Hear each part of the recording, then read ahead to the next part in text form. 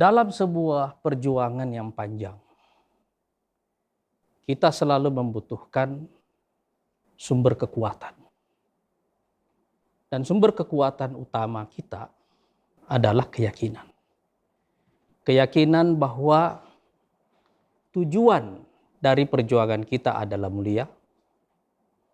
Keyakinan bahwa jika tekad kita, rencana kita yang terbaik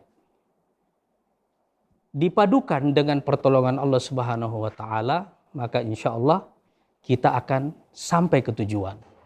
Kadang-kadang kita mengalami momen-momen yang membuat kita seperti kehilangan keyakinan. Dan di tengah momen seperti itulah kita perlu menemukan kembali sumber energi kita. Dan sekali lagi sumber energi itu datangnya dari keyakinan. Keyakinan inilah yang akan menjadi sebab turunnya pertolongan Allah Subhanahu wa taala di momen-momen ketika seluruh usaha kita sudah selesai. Sebab ada satu kaidah dalam Islam bahwa pertolongan Allah itu turun di batas paling ujung dari kemampuan manusiawi kita. Dalam proses hijrah paling tidak kita menemukan ada 3 momen di mana Allah Subhanahu wa taala secara langsung mengintervensi perjalanan Rasulullah sallallahu alaihi wasallam. Momen pertama adalah pada malam ketika beliau memutuskan untuk hijrah. Jadi para sahabat sudah berhijrah duluan secara sembunyi-sembunyi. Rasulullah yang paling belakang memutuskan untuk berhijrah. Pada malam hari ketika Rasulullah memutuskan untuk berhijrah itu, pada siang harinya orang-orang Quraisy akhirnya memutuskan bahwa tidak ada jalan untuk memusnahkan agama baru ini di Mekah kecuali dengan membunuh Nabi yang membawa agama ini. Dan pola seperti ini akhirnya menjadi satu pola umum dalam semua perjuangan. Potong kepala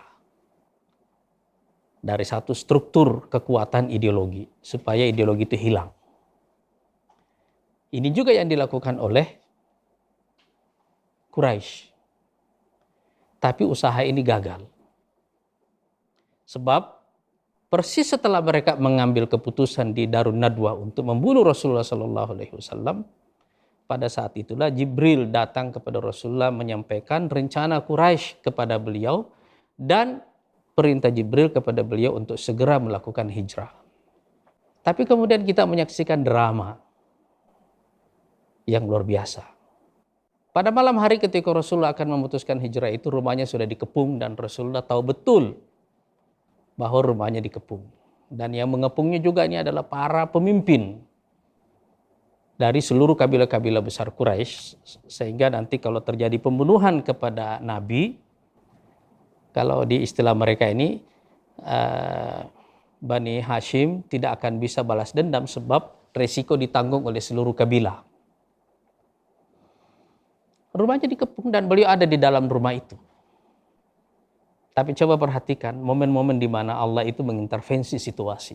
Kenapa mereka tidak langsung masuk ke rumah itu dan segera membunuh Rasulullah? Mereka menunggu sampai Rasulullah keluar. Dan dalam rumah itu hanya ada Rasulullah dengan Ali bin Abi Thalib. Tapi ketika mereka dalam penantian itulah, Allah Subhanahu wa taala hanya melakukan satu pekerjaan kecil yang membuat orang-orang itu jadi terlena, seperti tertidur. Lalu Rasulullah SAW keluar dan menaburi tanah di atas kepala mereka semuanya. Sambil membaca beberapa ayat dari surat Yasin. Dan yang paling akhir bagiannya adalah وَجَعَلْنَا مِنْ بَيْنِ أَيْدِيهِمْ سَدًّا وَمِنْ خَلْفِهِمْ سَدًّا فَأَغْشَيْنَاهُمْ فَهُمْ لَا يُبْصِرُونَ. Jadi Nabi lewat di antara mereka, menaburi mereka dengan pasir atau tanah, tapi mereka tidak melihat Nabi lewat. Sekelebat begitu dan tiba-tiba kesempatan mereka untuk membunuh Rasulullah SAW seketika hilang. Itu momen pertama. Momen kedua adalah ketika beliau berada di Gua Sur. Dan orang-orang Quraisy marah betul dengan kegagalan yang pertama itu. Jadi mereka memutuskan untuk terus melakukan perburuan. Dan kenyataannya mereka ada persis di tempat di mana Rasulullah SAW bersembunyi. Tapi sekali lagi, Allah mengintervensi situasinya dan mereka tidak melihat bahwa mulut gua yang mereka datangi itu ternyata itu sudah benar. Rasulullah ada di dalamnya bersama Abu Bakar. Tapi mereka tidak sampai masuk dan Abu Bakar melihat kaki mereka. Dan Abu Bakar ketakutan betul dalam situasi itu ketika melihat kaki orang-orang musyrikin Quraisy itu. Jarak antara penemuan itu terlalu tipis. Tapi Allah membuatnya tidak terjadi dengan caranya sendiri. Coba perhatikan Rasulullah SAW berkata kepada Abu Bakar saat itu. Ya Abu Bakar. Wahai Abu Bakar, ketika Rasulullah melihat gelagat Abu Bakar yang melihat kaki para pemburu mereka itu. Ma zannuka bisnaini Allahu salisuhuma. Apa dugaanmu tentang dua orang? Maksudnya yang berada di gua ini. Allahu salisuhuma. Allah adalah yang ketiga di antara mereka berdua itu. Jadi Allah bersama mereka itu. Ini intervensi kecil yang membuat situasi segera berubah. Dan momen yang ketiga adalah ketika beliau akhirnya sudah ada dalam perjalanan menuju Madinah, tapi perburuannya tidak selesai. Satu di antara orang yang ikut mengejar Rasulullah SAW bersama Abu Bakar itu adalah Suraqah bin Malik. Tapi di sini kelihatan mukjizatnya lebih terlihat. Karena setiap kali Suraqah mendekat kepada Nabi, kudanya jatuh, terpeleset. Jadi tidak pernah bisa menyentuh. Ini adalah 3 momen di mana kita menyaksikan bahwa satu perencanaan yang detail dalam sebuah perjuangan disertai dengan keyakinan dan tekad yang kuat, bertemu dengan pertolongan Allah Subhanahu wa taala, bertemu dengan kehadiran Allah Subhanahu wa taala, bertemu dengan intervensi Allah Subhanahu wa taala. Dan seketika sejarah berubah. Arah sejarah berubah karena momen-momen yang kritis itu dilewati oleh Rasulullah SAW. Dan kalau kita merenungi kembali peristiwa ini, ini adalah satu peristiwa di mana agama hadir sebagai penafsir yang benar. Ini bukan cerita tentang heroisme, bahwa beliau saking hebatnya bisa lolos dari semua pengejaran itu. Tapi ini adalah cerita tentang pertemuan antara keyakinan dan pertolongan. Keyakinan dari pejuang dan pertolongan dari Allah Subhanahu wa taala. Pertemuan antara keyakinan sang pejuang, sang nabi, sang sahabat ini dengan pertolongan Allah Subhanahu wa taala, inilah sumber ceritanya. Seandainya ini dibuat misalnya dalam film-film Hollywood, mungkin yang akan kita saksikan adalah cerita tentang heroisme individual, tapi ini tidak. Dan karena itu kita di sini kembali mencari makna lagi yang lebih dalam. Di mana sumber keyakinan Rasulullah SAW itu? Pada tahun ke-11, kira-kira beberapa bulan setelah melewati 3 tahun masa isolasi di Mekah, Rasulullah SAW mengalami lagi 2 peristiwa yang benar-benar memukul hatinya.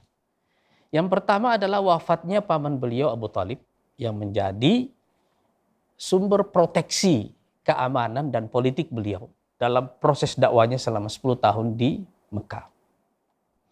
Yang kedua adalah wafatnya Khadijah, istri beliau, sumber kekuatan emosi dan sekaligus juga adalah sumber dukungan finansialnya.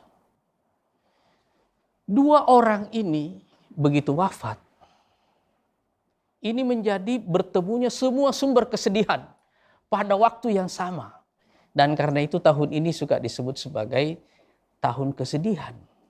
Seperti ada pertemuan antara semua peristiwa-peristiwa yang menyedihkan itu pada satu waktu yang sama. Dan itu menciptakan pukulan batin yang dahsyat bagi Rasulullah SAW.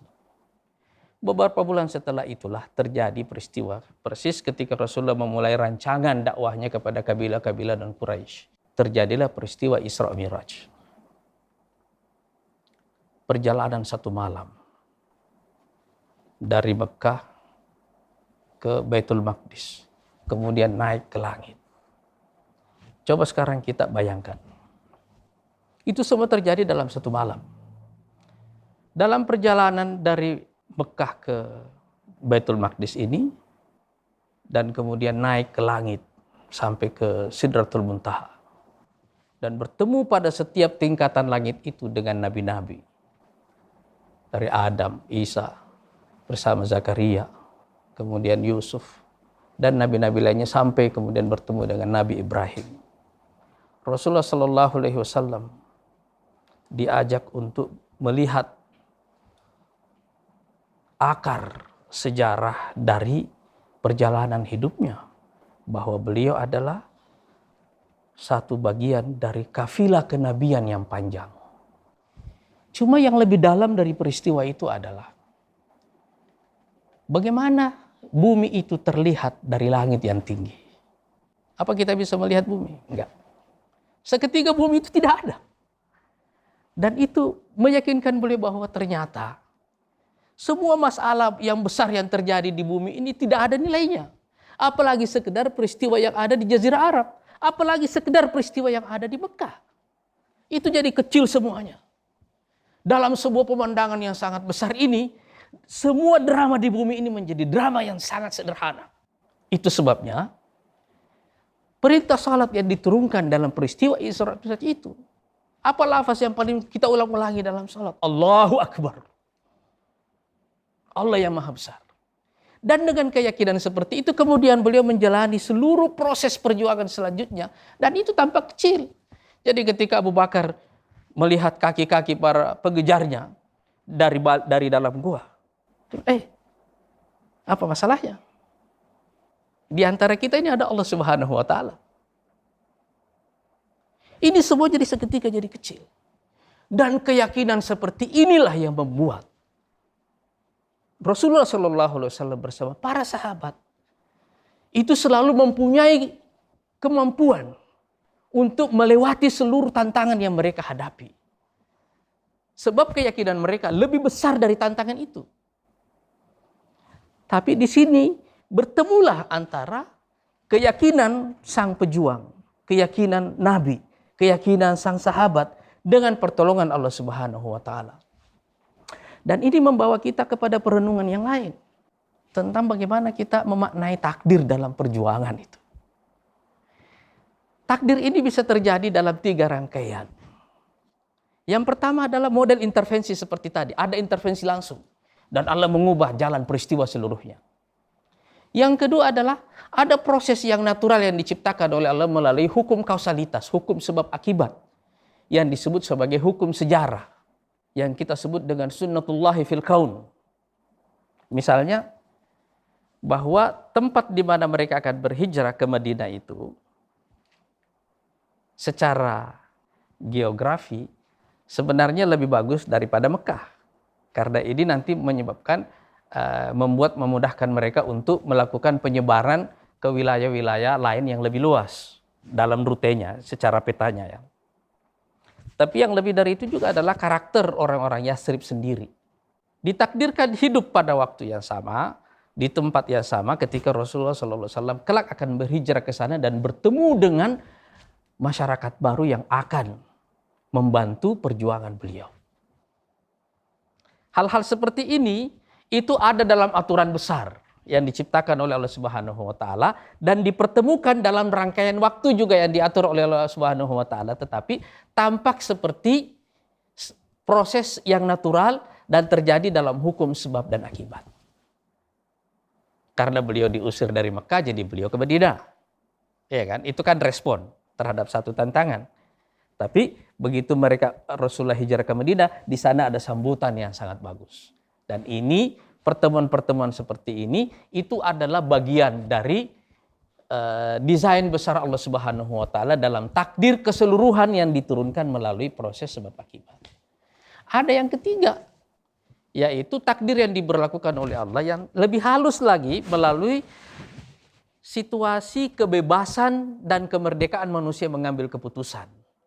Apa yang kita anggap sebagai kebebasan pribadi dalam bertindak itu, kenyataannya pada akhirnya akan bertemu dengan takdir besar Allah Subhanahu wa taala. Oleh karena itu, keyakinan kita kepada takdir Allah Subhanahu wa taala inilah nanti yang akan menjadi sebab-sebab turunnya pertolongan Allah Subhanahu wa taala, intervensi langsung Allah Subhanahu wa taala. Dan ketika itulah kita akan menyaksikan bahwa kemenangan itu pada akhirnya hanya bisa ditafsirkan dengan satu tafsir. Itu adalah takdir Allah Subhanahu wa taala. Wallahu a'lam bishawab.